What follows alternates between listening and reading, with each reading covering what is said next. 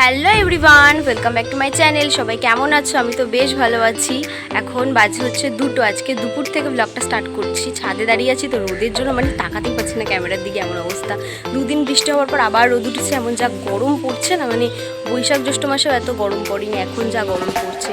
তো আজকে ব্লগটা স্টার্ট করতে পারিনি, সকাল থেকে অনেক কাজ ছিল। স্নান পুজো সব কমপ্লিট, এখন মারও রান্নাবান্না কমপ্লিট। সকাল থেকে কিচ্ছু খাইনি, আর মা আমার সব থেকে প্রিয় দুটো রান্না করেছে, ওই জন্য আরও খিদেটা বেশি পেয়ে গেছে। তো চলো এখন গিয়ে লাঞ্চ করবো, তোমাদেরকেও দেখাচ্ছি মা কী রান্না করেছে। লাঞ্চে আজকে মা বানিয়েছিল রুই পোস্ত। অনেকদিন পর মা আজকে রুই পোস্ত বানালো, এর সাথে বানিয়েছিল মুড়ো ঘন্ট। এই মুড়ো ঘন্ট খেতে তো আমি খুব ভালোবাসি। আর ছিল হচ্ছে কচুর শাক, যেটা বম্মা দিয়েছিল। অনেকে ইলিশ মাছের মাথা দিয়ে কচুর শাক খেতে ভালোবাসে, কিন্তু আমি ইলিশ মাছ খেলেও না ইলিশ মাছের মাথাটা পছন্দ করি না। আমার এই ছোলা বাদাম দিয়ে কচুর শাক খেতে খুবই ভালো লাগে। আর রুই পোস্তটার কথা কি বলবো, রুই পোস্তটা আজকে যা দারুণ হয়েছিল, মাছটাও যেরকম ফ্রেশ ছিল, আর আমার মা তো সেটা দুর্দান্ত রান্না করেছিল। আমি তো রুই পোস্ত দিয়ে অর্ধেকটা ভাত খেয়ে নিয়েছিলাম, কিন্তু তারপরে মনে পড়লো সব ভাত খেলে চলবে না, আমার প্রিয় মুড়ো ঘন্ট এখনও আছে। আর সত্যি বলতে আমি মাছের মাথা খেতে পছন্দ করলেও না, শুধু কাতলা মাছ আর রুই মাছের মাথাটাই বেশি খেতে পছন্দ করি, বাকি কোনো মাছের মাথা আমার ভালো লাগে না। তো চলো বেশিক্ষণ বকবক করবো না, আমি এখন শান্তিতে মাছের মাথাটা খাই। বিকেলবেলা এখন বেরিয়েছি রাস্তায় ঘুরতে। মা আর দিদি তো চলে গেছে আগেই, আমি এখন যাচ্ছি পাখা নিয়ে, কারণ মা বললো গোপুর জন্য একটা পাখা নিয়ে আসতে। প্রচণ্ড গরম লাগছে, আর এখানে দেখো বৃষ্টির জন্য আমাদের এখানে মাঠ পুরো ভেসে গেছে। আর আগে তো এখানে মাছও চলে আসতো, এখন মাছ আছে নাকি জানি না।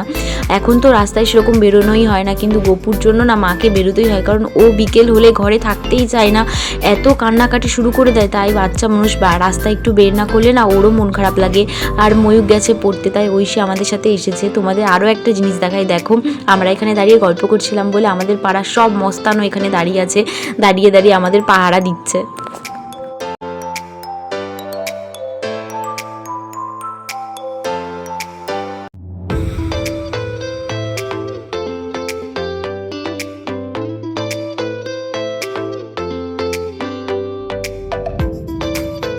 সন্ধ্যের টিফিনে মা আজকে বানিয়েছিল গোলা রুটি, আর আমি বানিয়েছিলাম চা। আর মা দেখো এখানে একটা পুচকি গোলা রুটি বানিয়েছিল, তাই আমি মাকে বলছিলাম এটা কি তুমি গোপুর জন্য বানিয়েছো?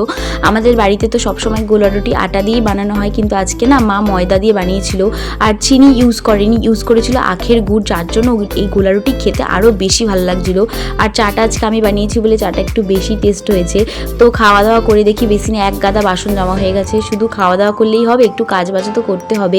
মা তো সারাদিনই কাজ করে, আর কাজের মধ্যে তো আমি শুধু বাসনই মাজি, তাই বেসিনের বাসনগুলো আর মার জন্য রেখে দিলাম না। আর বাসন মাজতে তো আমার ভালোই লাগে, তাই তাড়াতাড়ি করে বাসনগুলো আমি মেজে ফেললাম।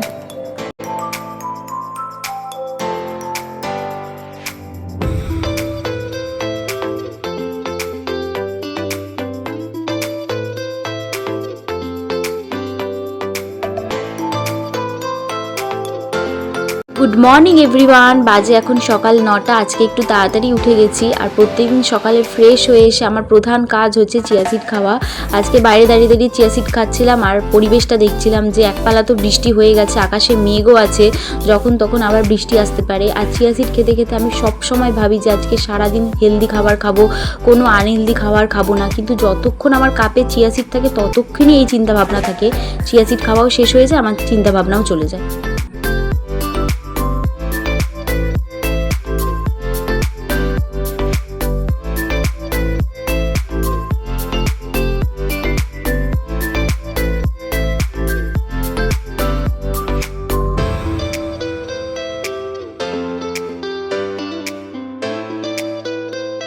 দেখো আজকে সকালে খাচ্ছি হচ্ছে পাউরুটি আর চা। অনেক দিন পর আজকে দুধ চা খাচ্ছি। তোমরা কেউ কিছু মনে করো না, পাউরুটিগুলো একটু বেশি পুড়ে গেছে।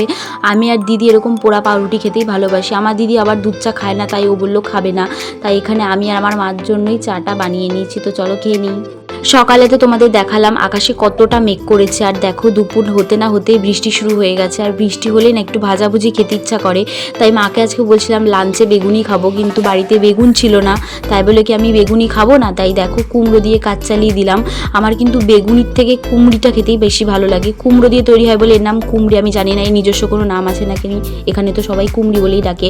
আর দেখো লাঞ্চ করতেও বসে পড়েছি। আজকে পুরো ভাতটাকে ডাল দিয়ে স্নান করিয়ে নিয়েছি। ডালটা আজকে দারুণ হয়েছিল, এটা হচ্ছে মটর ডাল, আর নিজের হাতে কুমড়িগুলো ভেজেছি, এটা তো অসাধারণ খেতেই হবেই। আর ছিল হচ্ছে মোচার ঘন্ট। তো চলো লাঞ্চ করে নিই। বিকেল এখন বাজে 5:30, আর আমরা এখন যাচ্ছি যোগা ক্লাসে। তোমরা হয়তো কথাটা শুনে কিছুটা ভয় পেয়ে গেলে, আসলে আমরা যোগা করব না, আসলে মা তো যোগা শেখে, তো সেখানেই আজকে যাচ্ছি। আর দেখো সাথে ঐশী রানীও আছে, কারণ মা আর বৌদি মানে ঐশীর মা এক জায়গাতেই যোগাটা শেখে, আর আমাদের পাড়াতেই যোগা ক্লাসটা হয়। আসলে আমার এক মামি যোগা করায় মা আর বৌদিদের, আরও অনেকজনই আছে, তাই এখন মামিদের বাড়ির ছাদে চলে এসেছি, ছাদে যেহেতু যোগা ক্লাসটা হয়।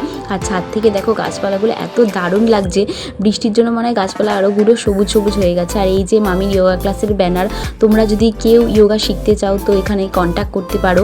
আর এসে দেখি ওরা যোগা ক্লাস শুরুও করে দিয়েছে, তো এখানে বেশিক্ষণ থাকবো না, আমরা যতক্ষণ থাকবো ততক্ষণ বক বক করলেই ওদের যোগা ডিস্টার্ব হবে।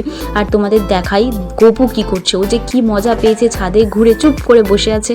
আর চলো তোমাদের আরও একজনকে দেখাই, এই যে মহারানী যোগা ম্যাটের ওপর বসে বসে কার কথা ভাবছে আর মিচকে মিচকে হাসছে, সেটা ওই জানে। আর ময়ূক গেছিলো পড়তে, আর পড়া থেকে এসে আমাদের খুঁজে পাচ্ছিল না বলে তাই আমাকে একটুখানি বকবক করছিল। তো চলো যোগা দেখা শেষ, এখন বাড়ি যাই, আর ভিডিওটাও এখানে এন্ড করছি। তোমাদের সাথে নেক্সট ব্লগে দেখা হবে, সবাই ভালো থেকো, টাটা।